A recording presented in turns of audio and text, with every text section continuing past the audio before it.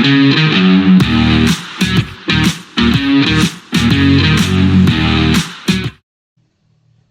welcome back to the Supercoach Enough channel. In this video we're going to review round 1 of the 2025 AFL Supercoach season. Pretty average week to start, 2056. Normally if you got 2000 in the first round you'd be pretty happy, but I guess top 36%, so 62,000th overall. And I guess a few sort of last minute changes and tweaks to the side didn't really pan out. So probably a lesson in that. But we'll have a look at the team and see how it all went. So in defence, our sort of more keeper type options were pretty solid. Harry Sheezel with 106, very good. I've obviously won a little bit more for 600k, but it is what it is. Jordan Clark with a 107 was a pretty good return. Matt Roberts with just the 95 this week, but should make some good money going forward. Break even of 23. Sam DeConning was one of the late changes we brought in for Perryman, and that move in isolation worked out with a 109 for SDK. And then our cheapies, so nothing too exciting happening in the defensive line with cheapies anyway. So we had Patton with the 43, Reed with 45 on field. We had Trainer off the field with the 50, so it would have been nice to get him on field. And then Leak with 13, and potential risk of getting dropped after the bye, so we might already have one dud rookie in the squad. Onto the midfield, Brayshaw with a 101.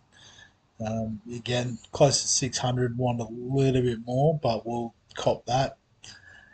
Will Day with the 77, so couldn't replicate his massive 140, but a nice break even this week. Projected to make a bit of money, but hopefully there'll be a bit more than that in the future. Oliver with the 93, it's probably about what we would expect his floor to be, so that's fine. Chera with 106 at 440k is pretty nice. Callahan another ton, so 104 this week for him. Again at 440k, pretty handy result. Ashcroft with just a 73, so a few people sort of thinking maybe it's not the best pick, but they do have the West Coast this week, so could be an opportunity to fill up. Sardis with just the 50. Don't know what happened there. Levi Ashcroft with an 84, so at his price that's fantastic. Very happy with him in the team, and again got the West Coast fixture. Finn O'Sullivan, another sort of top price rookie who underwhelmed with just the 51 on the bench. Nathan O'Driscoll, who we left on the bench with the 91, so obviously missing out on 40 points there. And Kako with the 62 is a pretty good return for, I guess, someone that we weren't projecting to get massive scores. So 62 is perfectly fine for him. Our rucks, so we end up going with Cherry and TDK, Tom DeConning, and they both went well. Cherry with 122 is a rock solid captain, and DeConning, obviously the VC would have been fantastic on him with the 148. But I guess we'll take the single 148. Harry Boyd with the 63 got some good game time. Looks like Marshall's drifts forward when Boyd's on the field. So some good signs there for Boyd as a cheap cash maker in our ruck line. And the forwards, I guess a bit of a mixed bag. Horn Francis with just an 83. Would have liked to have seen more. McRae with 127 though was fantastic. Daniel with an 81, again at his low price, pretty good, we'll take that. Garcia with a 54, so probably we're hoping for a little bit more from him. Powell Pepper was one we brought in at the last minute, saw he was playing in the sort of inner midfield, but 18 just didn't work out. And we'll probably have to move him on sooner rather than later. Davidson with the 39 was okay, but I guess we were projecting a little bit more from him. And then Hewitt and Stone outscoring our forward cheapies, so a little bit frustrating to leave some points on the bench there. But our flex, Matt Flynn, did quite well. So, four rucks all doing well. I guess five if you count SDK. So, 87 for a 260k player, a bit like Daniel. That offers some pretty nice value. So, if we have a look at the league, so there wasn't any matchups this week. I think they kick off this week. But we can see the other scores and the other teams. So City Sushi number one with a 22.49. So Lee's team, he captain, or sorry, vice captain TDK. So nice way to start the round. He had Brayshaw and O'Driscoll starting. He had Nevitt, who was one I faded um, in between my round one preview and now. So regretting that with an 82. He looked really good. Rosie with a 128, Dale with a 127, and Rankin with a 128. So I guess I've gone a lot of the 400k guys, but these guys are all sort of low 500s. So I guess the bit of value was in that slightly higher bracket. So obviously, yeah, you match up those three to like an Ashcroft, Day, and who else is at that price? I guess no one of. He's also got Chera and Oliver, so I guess maybe Sam DeConning would be the one in that range. So you matched them up and made some good points on me there. So other players that we will look at that went well this week. No, switch it the other way around. So Josh Dunkley was the highest scorer this week with a monster 173. Sounds like Sydney just wanted to lock down Lockie Neal, but forgot about this man. So if you're one of the 3,000 that own him, congratulations. Great start to the year. Bailey Smith. So he's the one that obviously we faded in the forward line, which was a bit dumb when 60% of people owned him. And he responds with a 147. So we're already sort of trying to make up ground on that pick. We ultimately probably went down to Power Pepper. So we're 130 points behind just off the back of that. A few of the Gold Coast guys did well against the Eagles. So Witts, Raul, Anderson. So obviously that could be the Lions this week.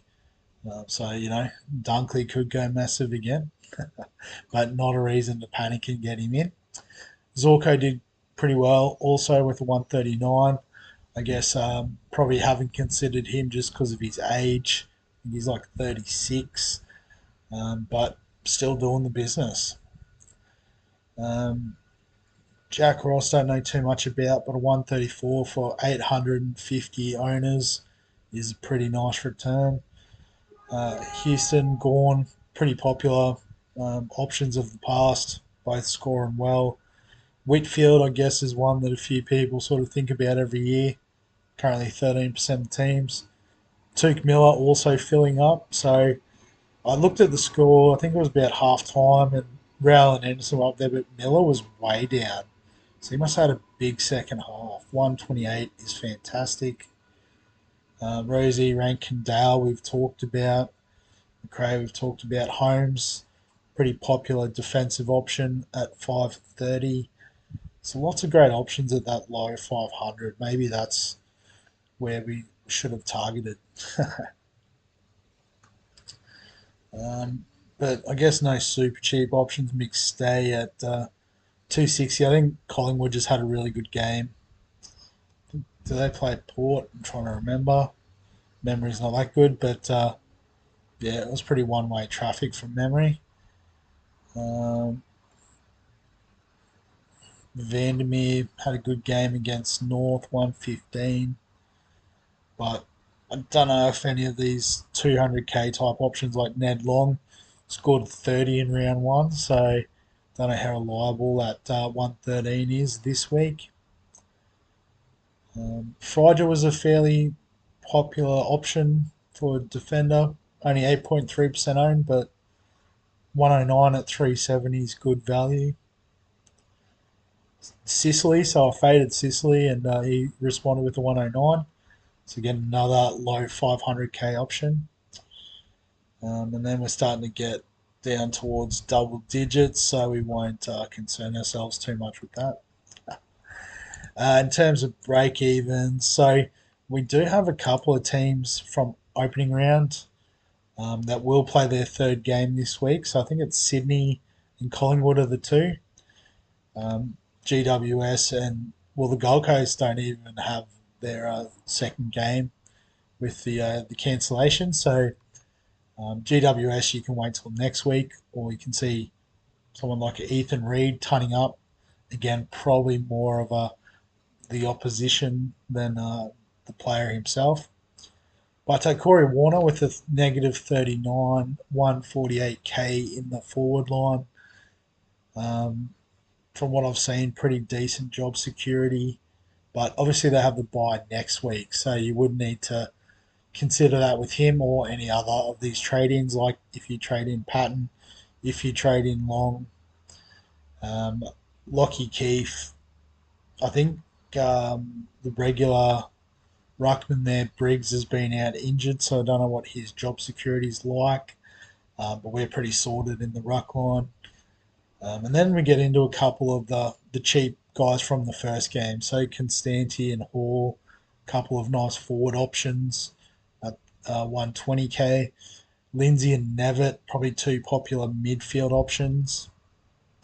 Boyd, obviously, we've got Jack Ross, negative 19.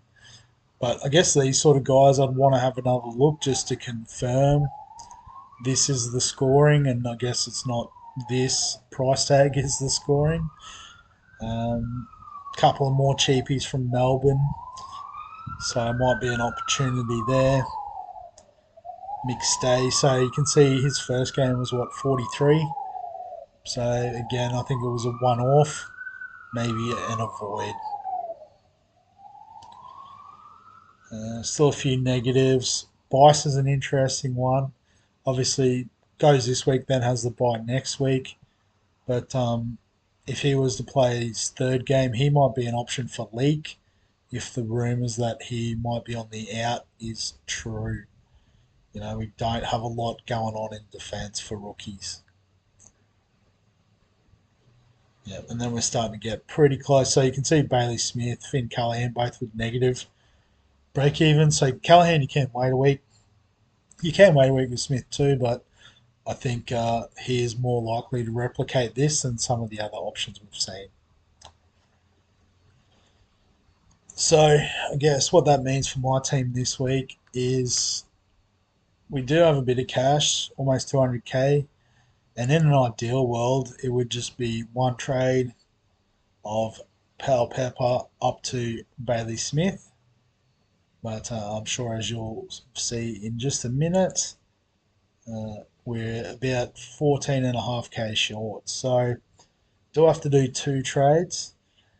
The second trade is a little bit trickier because you do want to get a second look at some of these players. Um, but I think for me, it's coming down to one of these more higher end rookies. So whether it's Sardis, O'Sullivan, potentially Garcia, out in order to bring in one of the, I guess, the cheaper midfield options that we faded or maybe overlooked. Um, and so, they all scored fairly similar. I mean, probably the difference maker for me is just the fact that Sardis has a buy coming up, and doesn't have that price rise sort of attached to him because of the delayed opening round game. So, um, gonna fade Sardis. It's probably whichever one I pick of those three will be the one that goes big this week. That's just how it seems to go sometimes. Um, And then in terms of the players, the two that we're looking at are Nevitt or Lindsay. Um, I guess before the cancellation of the opening round games, Lindsay would have been the smarter option. But given Nevitt should play in round three against the Lions, um, it's one where we can sort of toss a coin. I can imagine whichever one we pick this week, then the other one will be in next week. So I'm going to go with Nevitt just because he was a bit more hyped up in the preseason. So we'll confirm that.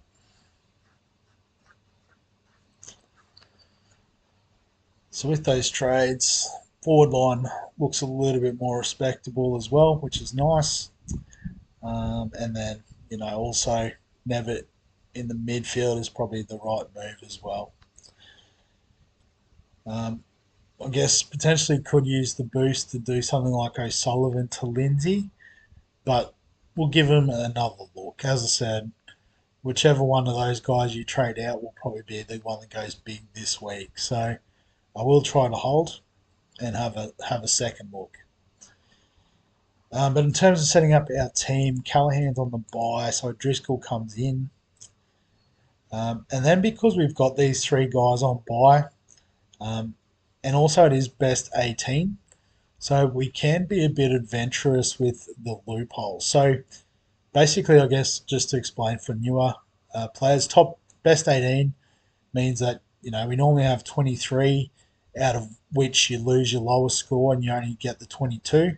So like last round, I wouldn't have had the Pal Pepper 18 in my 2,000 plus score. So this week it's going to just be best 18. So even if we have the likes of a Davidson, the two defenders don't score so well, a couple of midfielders don't do so well, those scores will drop off and we'll just have the best 18. So, like, if this was our team for this week, it'd be those four, pretty much all eight midfielders, maybe not Ashcroft, definitely the Rucks, these four forwards. So, what's that? Six, eight, it's 14, and four is 18. Yeah, so those would be the scores. So, a lot nicer if your lowest score is a 73 from Ashcroft. Well, actually, he'd drop off because Flynn would jump in. So 77 from Will Day would be the lowest. So with that, we can look at using loopholes.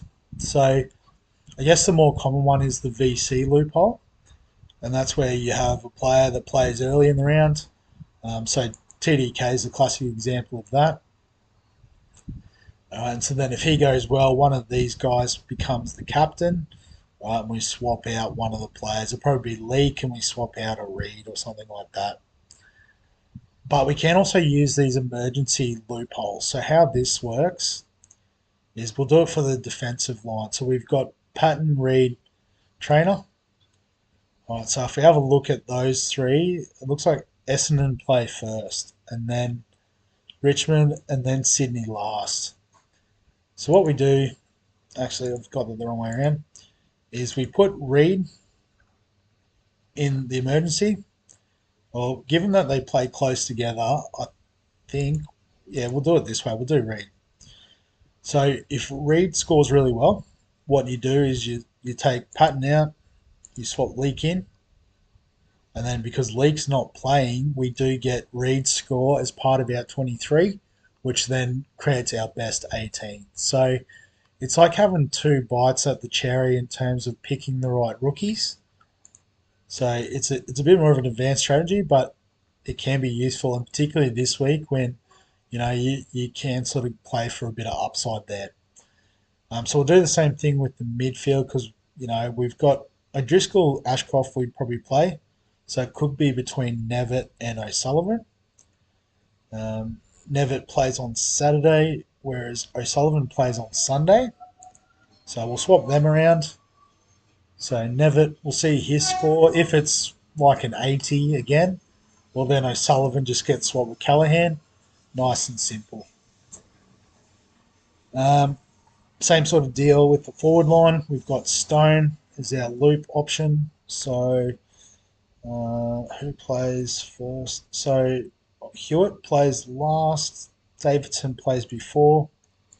So Davidson on the bench will take his score and swap Hewitt out if we need to.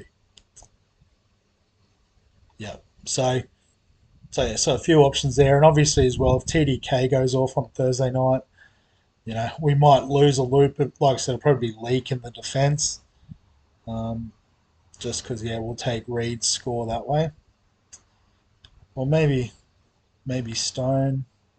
Don't know, one of those two. Anyway, we'll switch in and become the captain. So that's the team going into round two. Obviously, there might be some late changes depending on team lists, but by the time we get team lists, the first game started, so it's a bit too hard to do a round preview for the AFL. So we just do one video a week. But yeah, that's the team. Obviously, if you've got any questions, comments, thoughts, feel free to add them below this video. Give us a thumbs up if you enjoy the AFL content. Subscribe for all the fantasy sports content on the channel. And other than that, we will catch you in the next one.